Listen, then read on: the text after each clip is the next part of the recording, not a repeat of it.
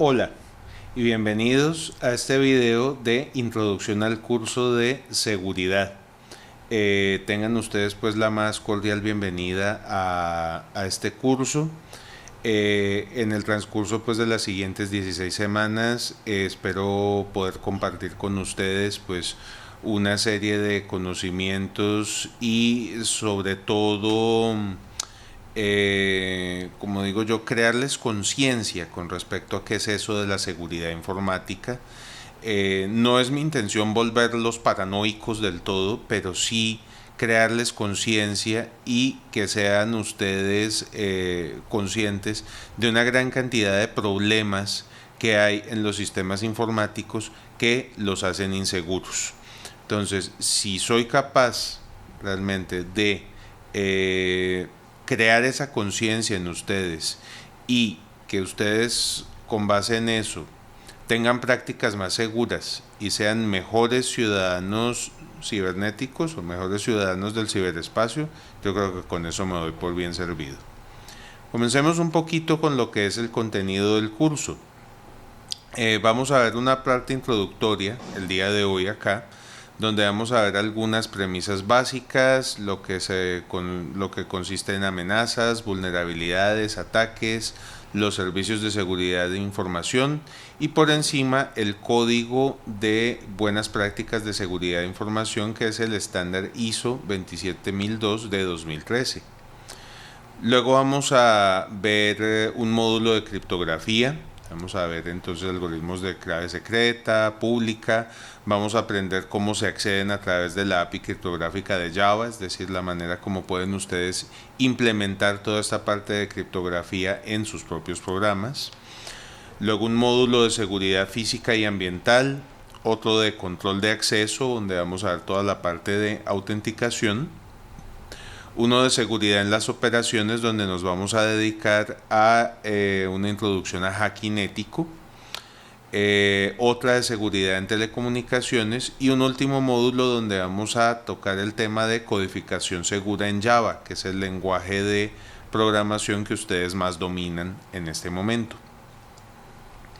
Vamos a hacer también unas prácticas para que ustedes tengan oportunidad de poner a funcionar todas estas cosas que vamos a decir en el curso. Vamos a hacer una práctica con la API criptográfica de Java.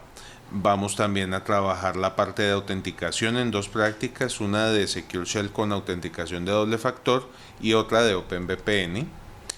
Vamos a hacer dos prácticas en particular de la parte de hacking ético, escaneo y numeración de equipos, explotación de vulnerabilidades y vamos a estudiar por último casos de corrección de código Java, es decir, cosas o distinta manera de escribir las instrucciones puede hacer que un código en Java sea seguro o inseguro. Vamos a ver entonces eso en qué consiste. Bueno, eso con respecto a la introducción al curso. Vamos a ver entonces un panorama general de la seguridad de la información. Ustedes podrán preguntarse, bueno, ¿por qué es necesaria la seguridad de la información? Háganse esa pregunta por un momentico. Si quieren, paren el video, piensan y ahorita continuamos. Muy bien, les voy a explicar. Los sistemas informáticos desde un inicio han sido vulnerables. Desde que se creó el primer computador ha habido problemas de acceso a la información. Entonces, en ese momento, como los computadores no tenían conexiones externas, el control de acceso era físico. Sencillamente, yo limito el acceso de los usuarios a ese computador mediante un cuarto, una cerradura o algo así, y pues ya estamos bien. Cuando los equipos comenzaron a hacerse multiusuario, el acceso físico o la restricción al acceso físico no bastaba, porque pues ya entonces el computador podía ser utilizado por varias personas. En ese momento se comenzaron a crear sistemas con restricciones por cuentas de usuario, es decir, de acuerdo con el usuario que yo me loguee, pues tendré acceso a una cierta información y no más. Al surgir las redes de computadores, ¿qué pasa? Se pierde el control directo del computador, lo cual para ustedes como administradores es un reto.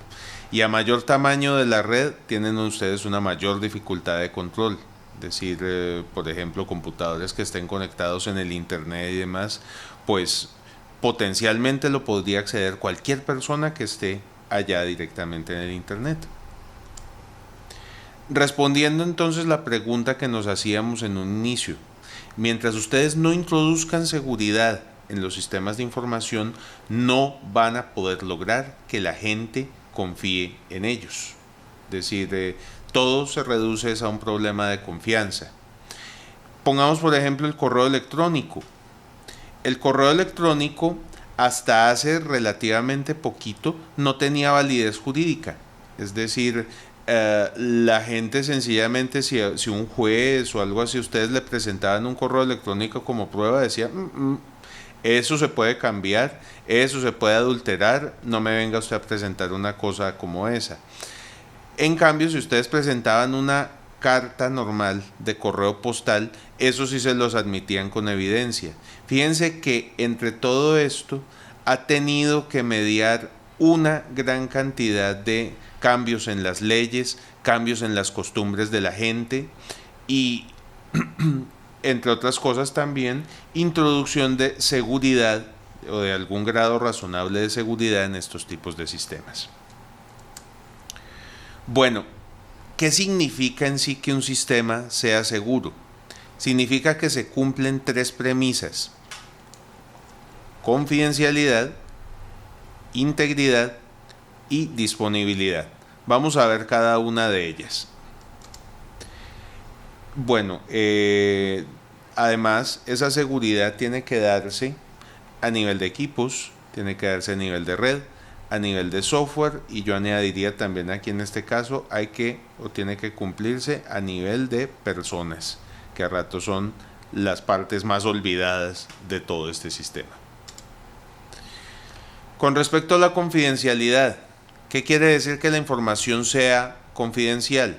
Que debe ser conocida únicamente por las partes interesadas. Cuando ustedes quieren guardar la confidencialidad, entonces deben evitar que la información caiga en manos incorrectas. Es el caso, por ejemplo, cuando ustedes hacen pedidos o transacciones por la internet. Si ustedes están metiendo, pues digamos, a un sitio web como Amazon, pues ¿en qué se fijan primero?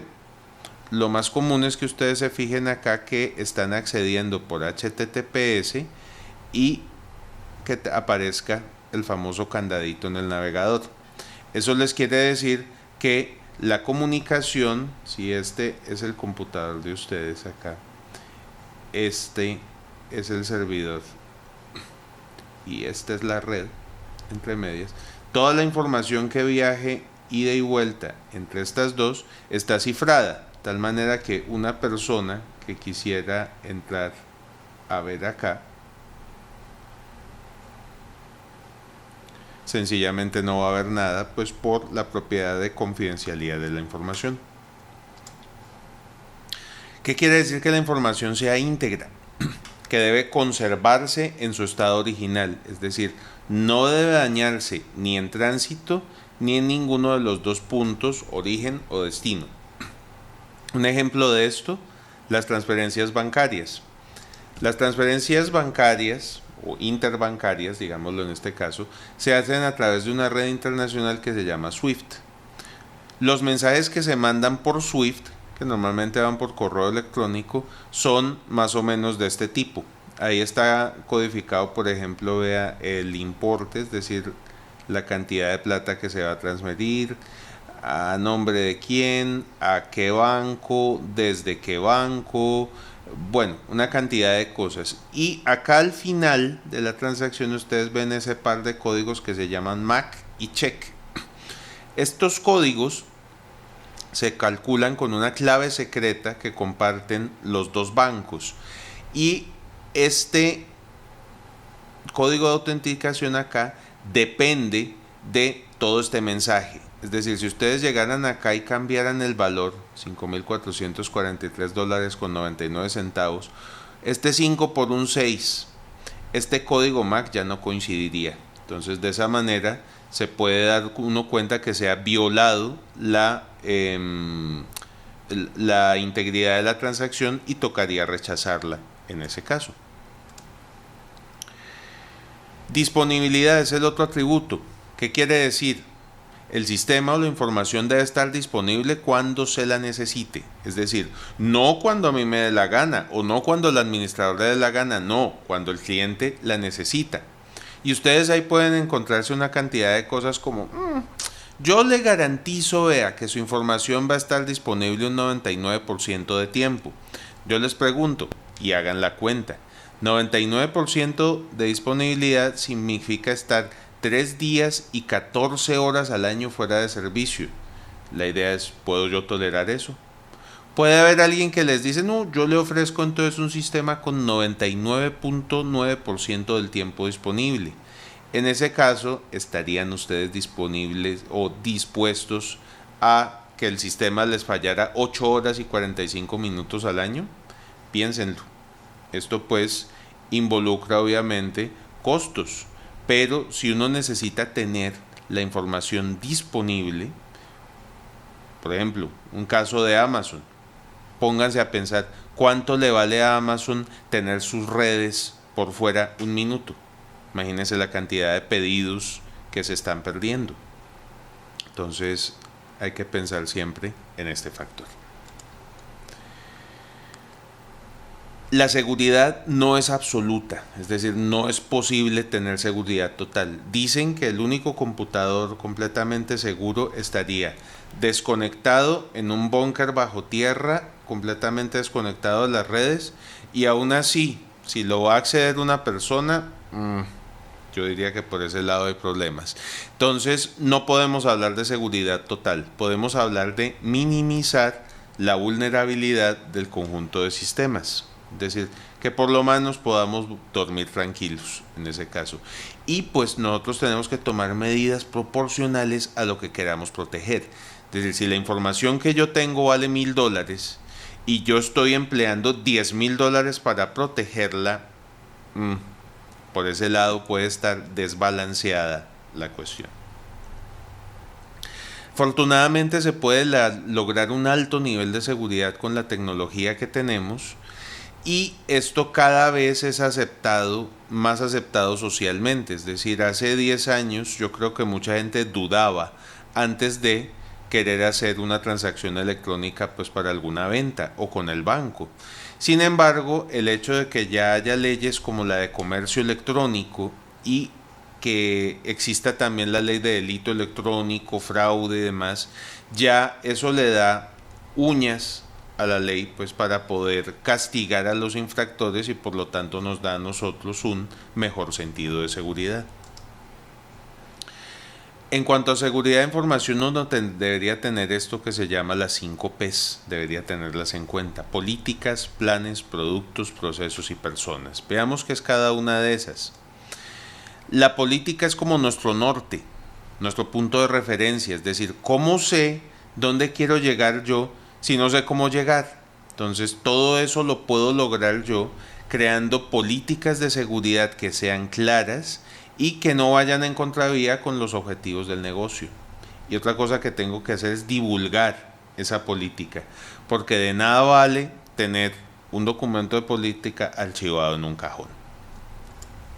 Los planes son ya las estrategias para implementar la política. Acá uno tiene que tener en cuenta que todas las tecnologías están cambiando. Entonces, ¿qué planes tengo yo, por ejemplo, para implementar virtualización en mi compañía?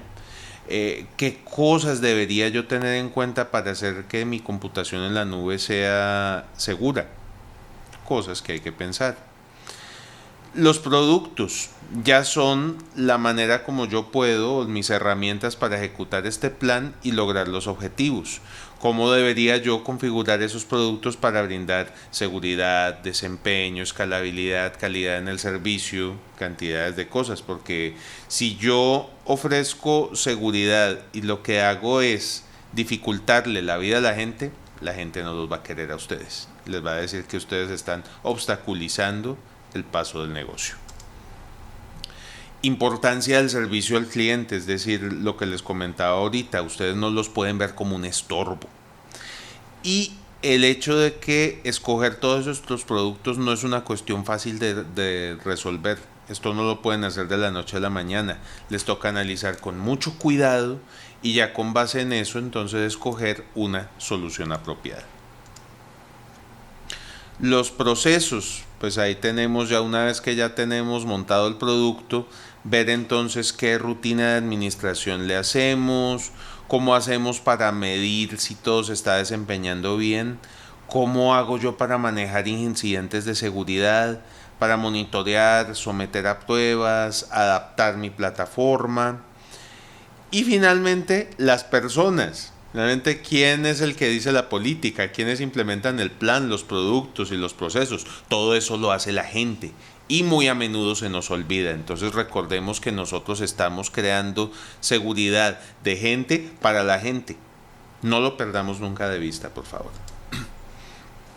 Bueno, la norma ISO 27002 consta de, como lo pueden ver ustedes acá en la pantalla, 14 dominios, en los cuales pues se trata lo que es la seguridad de la información en las empresas. Por ejemplo, el hecho de que exista una política de seguridad, organización de seguridad de información, bueno, y así sucesivamente.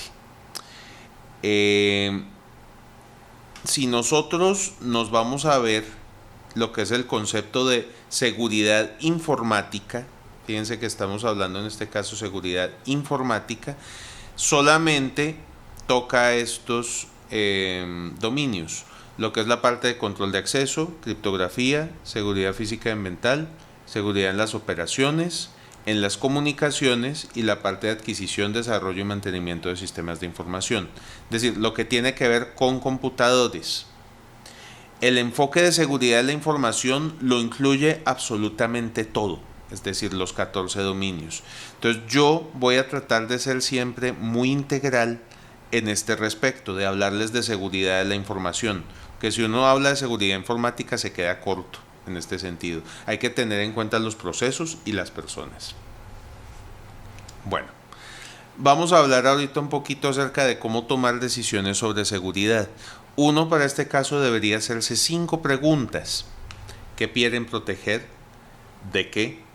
¿Qué también mitiga el riesgo esa solución de seguridad? ¿Qué otros riesgos se corren como consecuencia de la implementación de la solución? ¿Y qué costos tiene la solución o a qué se debe renunciar para implantarla? Les voy a poner un caso. Mucho se ha hablado de emplear voto electrónico, es decir, máquinas para votación. Entonces supongan que el gobierno nacional decide para estas elecciones, pues que va a haber ahorita en el mes de octubre, implementar voto electrónico o máquinas para votación. Regresen acá a las preguntas, detengan el video y piensen en ese aspecto de las 5 preguntas. Pongan esas cosas por escrito y las discutimos en clase. Listo, detengan el video y hagan la tarea. ¿Qué quieren proteger? ¿De qué? ¿Qué también mitiga el riesgo? ¿Qué otros riesgos se corren? ¿Y qué costos tiene la solución?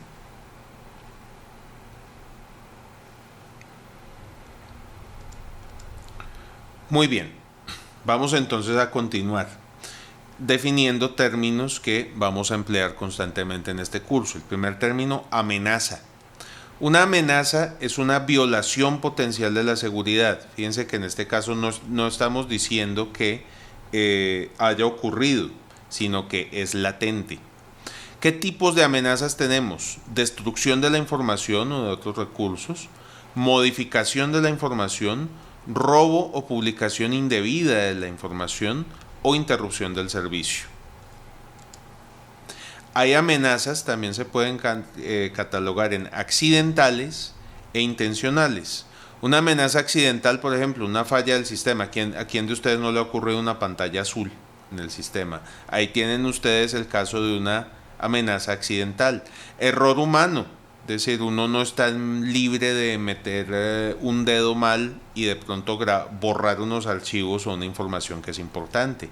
Catástrofes naturales, un incendio, un temblor, una inundación, todas esas cosas también pueden atentar contra la información. Si ya la amenaza es intencional, estamos hablando entonces ya de un ataque malintencionado. Una vulnerabilidad. Una vulnerabilidad es una debilidad en un sistema de información. ¿Qué pasa con esa debilidad? Es susceptible de ser atacada. Si ustedes no remedian o no parchan esa vulnerabilidad, en ese caso se les puede convertir en una amenaza. Entonces, de ahí que es tan importante el hecho de que ustedes, por ejemplo, para su Windows o para su sistema Mac o demás, estén pendientes de aplicar los parches más recientes de seguridad. ¿Eso con qué fines? Sencillamente eliminar estas debilidades. Ahí hay una analogía de blanco móvil. Cuando ustedes parchan una vulnerabilidad, es posible que creen otras. Entonces le toca a uno estar muy atento a todo este tipo de noticias. Bueno, esto fue lo que dije pues en el acetato anterior. Los ataques. Hay de dos tipos. Esto ya es cuando se materializa la cuestión. Hay ataques activos o ataques pasivos. En el activo ustedes se dan cuenta de que les está ocurriendo el ataque porque les altera el comportamiento normal del recurso o del servicio. Ustedes ven que ya el mouse empieza a mover raro, les empieza a titilar la luz del disco duro, se pone lento el computador. Uno se dice en ese caso, oh carajo, me atacaron. En los ataques pasivos ustedes no se dan cuenta de qué es lo que está pasando porque no modifican el comportamiento del sistema. Ejemplo de un ataque pasivo. Están ustedes conectados a una red inalámbrica y les hacen sniffing del tráfico. Cualquier persona que esté pues en el radio de cubrimiento de esa red inalámbrica les pudiera en tal caso estar chuzando la información y ustedes no se dan cuenta. Los ataques hay de 4 tipos. Uno de suplantación de personalidad, este es el primer tipo, en el cual este tipo de acá, el chico malo, se hace pasar por este a este. Muy común con el correo electrónico. Por ejemplo, los famosos virus de correo electrónico, ese mensaje que a ustedes les llegaba como de parte de un amigo, mira, aquí te traigo unas fotos bien interesantes, míralas. Y resulta que uno abría el archivo y resultaba ser un virus que se le tiraba a uno el computador. Y luego uno llamaba todo furioso al amigo, ¿cómo te ocurre mandarme eso? Mira que me dañaste por completo el computador, pero si yo no te mandé nada. El problema ahí es que el correo electrónico es débil en autenticación y alguien podría, o en este caso el virus lo que hizo fue falsificar los encabezados del correo y hacerse pasar por un amigo. Está también los ataques de phishing, que son muy comunes. Acá está, pues, por ejemplo, un mensaje que me llegó a mí una vez, supuestamente de Bancolombia, diciéndome que tenía la cuenta bloqueada. Yo entonces seguí el enlace y fíjense que pues llegué a una página que era igualita a la sucursal virtual que tiene Bancolombia. Cosa que uno podía darse cuenta, fíjense que la dirección no coincidía con la que es normalmente la dirección de la página web de Bancolombia. Sin embargo, entonces uno acá le pedía usuario, entonces le pedía uno acá el documento de identidad, la clave, la segunda clave, y en ese momento pues ustedes ya le habían dado todos sus datos financieros de Bancolombia a la persona atacante. Cosa que hay que fijarse ahí. Fíjense que cuando uno va a acceder a la sucursal virtual del banco, darse cuenta que esté realmente en un dominio del banco y que la conexión sea segura. Si nosotros nos fijamos en el caso anterior, no era ni siquiera conexión segura. Entonces, ojo con esos ataques de phishing. Buscan sencillamente suplantar. ¿Qué hace Bancolombia para evitar esos ataques de phishing? Emplear una cosa que se llama identidad protegida. Cuando ustedes se loguean al servicio de identidad protegida, ustedes tienen que escoger una frase de seguridad que escriben y tienen que escoger un gráfico. El atacante no va a conocer eso. Entonces, cuando ustedes le ponen el nombre de usuario inicialmente y no ven ni esta imagen de seguridad ni esto puede ser que se estén metiendo, o es muy posible que se estén metiendo a un sitio falso. Entonces, mucho cuidado con esos mecanismos. Otro tipo de ataque es el ataque de divulgación o intercepción del contenido, lo que se conoce vulgarmente como las chuzadas. Es decir, yo tomo los datos acá en el canal y los saco. Ahí está pues cosas como espiar por encima del hombro. Ustedes se habrán dado cuenta en los cajeros automáticos. Por lo general en el suelo pintan una raya donde uno se debe hacer para esperar a que la otra persona termine de usar el cajero, porque eso de estar pues entonces ahí encima de la otra persona viendo que digita, pues obviamente es de mala educación y es peligroso. Está toda la parte de chuzar líneas, como ya conocemos, y esta otra parte que es la emanación electromagnética. Ahí existen dispositivos que permiten reconstruir, digamos pues que este es, por decir algo así, una unidad de disco o algo así. Yo mediante un aparatico a distancia, acá puedo captar las emanaciones electromagnéticas de ese disco duro y reconstruir la información. El Departamento de Defensa de los Estados Unidos creó este programa que se llamaba el programa Tempest, que lo que buscaba era ver desde qué tan lejos se necesitaba estar para capturar las emanaciones de un equipo. Esa distancia se llamaba la zona de control. Había equipos, les digo incidentalmente, unidades de cinta que tenían 1 milla de zona de control, es decir, estando 1 milla de distancia se podía capturar todas las emanaciones.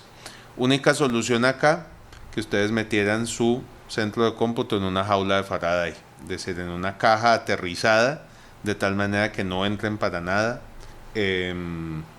emisiones de radio. O la otra posibilidad, encriptar la información para que pues no pueda haber acceso a ella. Otro tipo de ataque, modificación del mensaje, es decir, aquí lo que se hace es modificar el mensaje en tránsito y acá nuestro personaje B no se da cuenta del cambio que se le hizo al mensaje original. ¿Qué se hace en este caso? Pues se puede manejar confidencialidad, es decir, cifrado, para evitar que nos chusen el mensaje y que nos lo modifiquen, y soluciones de autenticación para ver entonces que quien nos está mandando la información sea realmente quien dice ser. El otro ataque que se puede hacer es el de negación del servicio. Acá lo que hace el malo es sencillamente evitar que acá A, nuestro cliente, acceda a los recursos de B. Y acá ustedes habrán visto, por ejemplo, los ataques que hace este conglomerado Anonymous. Entran a lo que se llama ataques de negación del servicio. ¿Qué se hace en ese caso? Mediante correos engañosos o cosas de esas, se instala un modulito de software en computadores que nada tienen que ver con la víctima. Estos computadores quedan entonces a merced del hacker, que los puede controlar mediante un computador especial que se llama el centro de comando y control. Entonces el atacante puede decidir en ese momento, vea, señores, todos computadores, aquí aparecen 6 pero pueden ser 500, 1000 computadores, vea, todos ataquen el servidor de Microsoft al mismo tiempo. Entonces todos comienzan a dirigir solicitudes de acceso a datos y llegan tantas en tan poco tiempo que estos pobres equipos sencillamente no pueden aguantar semejante carga y se bloquean. En ese momento tenemos un ataque de negación de servicio. Ejemplos ya de ataques, por ejemplo, alguien que cambia o borra información, eso ya es un ataque en serio. Plantar una bomba lógica, es decir, una instrucción en un programa que agarre y que borre información un tiempo después. Supongan ustedes un empleado descontento que tiene miedo de que lo despidan. Entonces, mete una bomba lógica en el programa de nómina de tal manera que cuando él detecte que lo despidieron, es decir, que él salió de la nómina, se espere un mes y después de un mes borre todo el archivo de nómina. Por ejemplo, robo de información en memorias USB. Nosotros estamos acostumbrados a ver las memorias USB común y corrientes, pues tipo llaverito, pero de pronto apuesto que ustedes no sabían que las memorias USB pueden ser relojes o pueden ser lapiceros. Entonces, cosas con las que uno tiene que estar atento para dar acceso en la empresa. Distribución de material pornográfico, distribución de software sin licencia, todo eso son ataques o son incidentes informáticos. Un poquito más de terminología de ataque, tenemos ataques internos versus externos y todo lo que son los términos de malware, puertas traseras, caballos de Troya, virus, gusanos, bombas lógicas, spyware. Vamos a ver qué es cada uno de esos. Un ataque interno es aquel que es cometido por un empleado de la empresa. Y normalmente un ataque interno puede tener más impacto que uno externo. ¿Por qué? Porque una persona adentro tiene mayor acceso, es decir, tiene más permisos.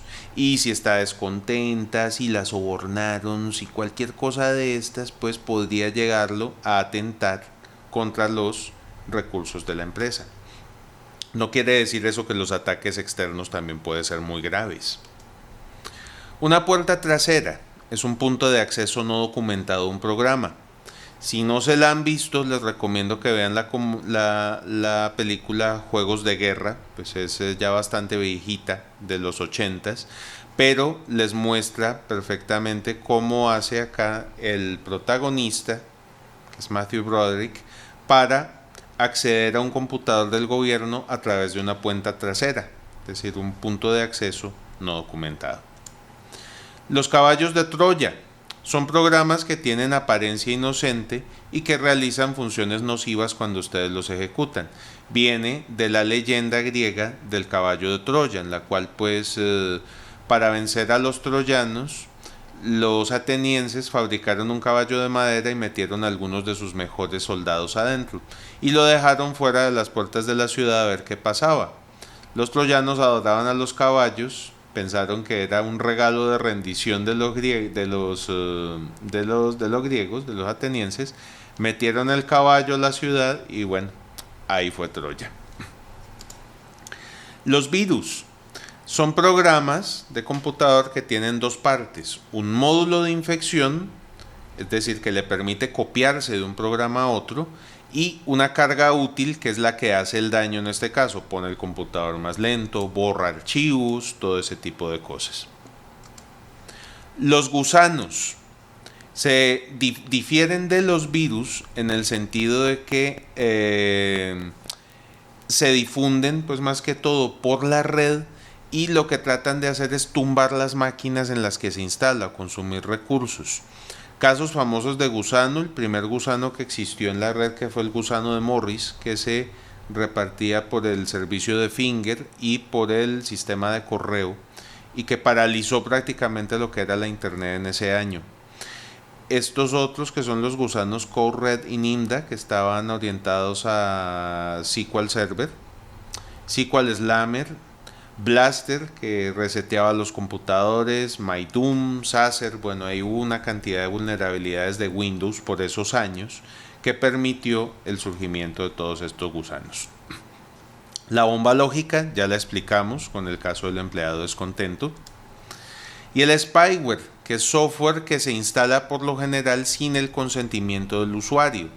Es decir, ustedes cuando agarran y están instalando determinado software bajado de internet y empiezan a darle next al instalador, pueden estar tranquilamente instalando un spyware sin darse cuenta. El spyware lo que hace ya es toda la navegación y todos los hábitos que ustedes tengan en el equipo los transmite a un equipo central. Por eso se llama software espía. ¿Cómo llega el malware? Normalmente, pues a través de un programa infectado que ustedes bajen de algún sitio. Ha llegado a presentarse el caso de software comprado que viene con virus. Eso pasó una vez con el software Aldous Freehand para Macintosh, que se repartió con un virus instalado. Ustedes deberían, es decir, sé que leer esto es aburridorcísimo, pero uno lo debería leer pues para ver a qué se está ateniendo cuando firma el contrato de licencia. Uno le podría estar tranquilamente vendiendo el alma al diablo y no se da cuenta. Los virus también pueden, o el malware también puede llegar a través de servicio de red, como emails, la web, a través de objetos que no tienen apariencia de programas, pero sí lo son, por ejemplo un archivo PostScript, un archivo PDF, a través de medios extraíbles. Yo recuerdo pues sobre todo las memorias USB fueron caldo de cultivo de virus en la universidad por allá por 2006-2007, horrible, hasta que por fin el antivirus que estamos utilizando actualmente, el de ESET, nos ha permitido tener esos virus a raya. Bueno, vamos a hablar ahorita un poquito acerca de servicios, mecanismos y protocolos de seguridad. Las técnicas criptográficas, nosotros vamos a aprender acá, técnicas para hacer cifrado, para hacer autenticación, todo ese tipo de cosas, permiten implementar mecanismos de seguridad. Esos mecanismos de seguridad permiten implementar protocolos de seguridad, que es ya la manera como yo interactúo con otra persona o con otro equipo para mantener esa transacción segura. Y mediante esos protocolos seguros yo implemento los servicios de seguridad. Vamos a ver en qué consisten esos servicios. Son 6: autenticación, confidencialidad, integridad, que ya los conocemos, control de acceso, no repudio y anonimato. La autenticación, lo vamos a ver también más adelante con más detalle, es que ustedes puedan demostrar ser quien dicen ser, y los protege contra la suplantación. Uno puede hacer autenticación de entidad simple, es decir, una autentica a la otra, es decir, digamos A autentica a B, pero B no autentica A. La autenticación mutua, los dos se autentican uno al otro. Autenticación débil, como por ejemplo el tipo de que es la autenticación de usuario y password. Y la autenticación fuerte, que implica meter terceras personas o terceras partes confiables dentro del proceso de autenticación. Confidencialidad, bueno, no vamos a profundizar más ahí porque ya lo hemos visto suficiente. Integridad, tampoco lo vamos a profundizar más. No repudio, este es muy importante en el sentido de que es evitar que uno de los participantes en una transacción niegue haberla hecho. Por ejemplo, ustedes llegan y piden a través de internet un computador a Falabella y les aparecen a ustedes con el computador en la puerta. Vea, señor, aquí está su computador, pague. ¿Cómo así? Si yo no fui, yo no pedí nada. Pero señor, vea este correo electrónico que eso no lo hice yo. En ese momento ustedes están repudiando la transacción. Entonces, en el comercio electrónico y en muchas otras cosas, por ejemplo, sistemas de votación o demás, es útil tener mecanismos de no repudio para decir entonces sencillamente, no señor, usted si hizo la transacción, pague o cumpla con las obligaciones que adquirió. Control de acceso es ya proteger contra el uso no autorizado de los recursos de la red, sencillamente decir quién puede hacer qué. Hay control de acceso físico y control de acceso lógico. Lo vamos a ver en más detalle en clases posteriores. Finalmente, el anonimato. El anonimato busca ocultar la identidad de la persona que realiza una determinada operación. Ustedes podrán decir, ¿y en qué casos se da eso? Por ejemplo, el voto electrónico es muy importante. Es decir, es importante que el sistema, en tal caso, verifique que ustedes votaron, pero que no amarre el voto a ustedes, porque el voto, por constitucionalidad, tiene que ser secreto. El dinero digital. Ustedes habrán visto, cuando uno paga con dinero plástico, la gran desventaja que tiene con respecto al efectivo es que ustedes les pueden trazar todas las transacciones. Es decir, mirando el extracto de tarjeta de crédito, una persona podría saber por dónde han viajado ustedes o por dónde han pasado ustedes. Entonces, cuando uno emplea dinero digital, sería muy bueno poder poner esta característica de anonimato, de tal manera que ustedes pagaron, pero el pago no se puede trazar. Muy bien.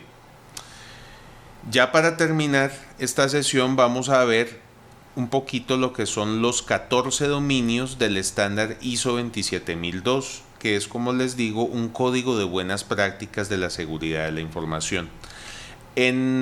A lo largo del curso vamos a ahondar en algunos aspectos de la norma. La idea es que ustedes sepan que existe y que el curso que estamos viendo ahorita va a estar alineado con ella, pero no la vamos a ver en su totalidad, porque cosas de estas, pues hay carreras enteras, inclusive maestrías enteras para estudiar todo lo que son los dominios de seguridad. Entonces vamos a ver en qué consisten esos 14 dominios.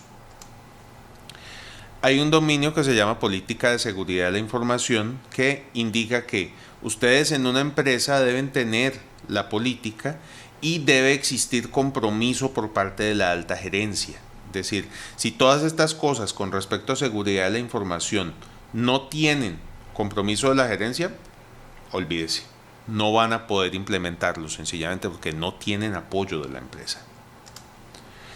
La organización se refiere a que en la empresa tiene que haber personas encargadas de toda la parte de seguridad de información. Entonces ahí se ve cuáles son sus roles, la parte de segregación de labores, cómo hago yo para hacer contacto con las autoridades, gestionar proyectos, cómo hago para gestionar dispositivos móviles, toda la parte de teletrabajo está incluida también ahí.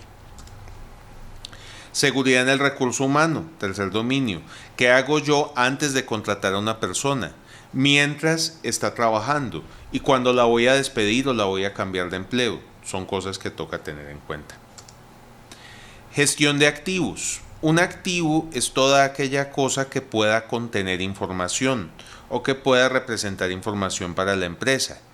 Entonces ahí están no solamente los computadores, los discos y demás, sino que hay cosas como procedimientos, manuales y demás. Entonces ahí tiene que haber responsables, ustedes deberían tener un inventario de esos activos también, clasificar esa información que se va a manejar ahí, cómo se hace para gestionar los medios en los que está guardada la información. Control de acceso, entonces ver que existe una política de control de acceso, cómo se le da acceso a las redes y a los servicios, cómo gestiono los usuarios, cuáles son las responsabilidades de esos usuarios y cómo se hace para acceder al sistema y a las aplicaciones. Criptografía, cómo se hace para implementar controles criptográficos en la empresa y para gestionar las claves, de tal manera que no caigan en malas manos. Seguridad física y ambiental, todo lo que es la parte de áreas seguras en la empresa, cómo hago para protegerlas. Y los equipos, cómo los instalo, cómo garantizo que tengan luz, que tengan aire acondicionado, todo lo necesario. En las operaciones, mis procedimientos deben estar documentados. Mis ambientes de desarrollo, pruebas y producción deben estar separados. Seguramente los compañeros de sistemas ya habrán visto esto, en el sentido de que no pruebe nunca un sistema con los datos reales. Protegerse contra el malware, hacer backups, llevar logs, todo eso es parte de seguridad en las operaciones. Controlar el software del sistema operativo, gestionar las vulnerabilidades. Si me tienen que auditar el sistema, ¿qué debería yo tener en cuenta? En las comunicaciones, la seguridad de la red, la transferencia de información. Cuando necesito comprar software o desarrollar software, yo debería tener en cuenta los requerimientos de seguridad de ese software. Mis procesos de desarrollo y soporte deben ser seguros. Los sistemas de prueba los debo manejar con datos de prueba, no con los datos reales. Con mis proveedores, ¿Cómo hago para gestionar su información de tal manera que lo esté haciendo de manera segura y que ellos también gestionen mi información de manera segura? ¿Cómo hago para gestionar los incidentes? ¿A quién le reporto? Es decir, ¿cómo hago para no entrar en pánico sencillamente en el momento en que me ocurra algún problema? ¿Cómo aprendo de todos esos eventos? La continuidad del negocio, ¿cómo hago para que el negocio se siga moviendo a pesar de que me atacaron la red, me ocurrió algún problema? Y finalmente, la parte de cumplimiento, que se refiere entonces a toda la parte legal y la parte contractual de la empresa, propiedad intelectual, protección de registros y la necesidad de que esa seguridad de información sea comprobada por un tercero externo, lo que se llama auditoría. Muy bien, eso entonces es en sí la primera clase de introducción al curso. Espero que les haya gustado. Si tienen alguna inquietud, por favor entonces me la hacen saber a mi correo electrónico jmadrid@icesi.edu.co. Muchas gracias por su atención y nos vemos entonces pues ya en la siguiente clase presencial. Que estén muy bien.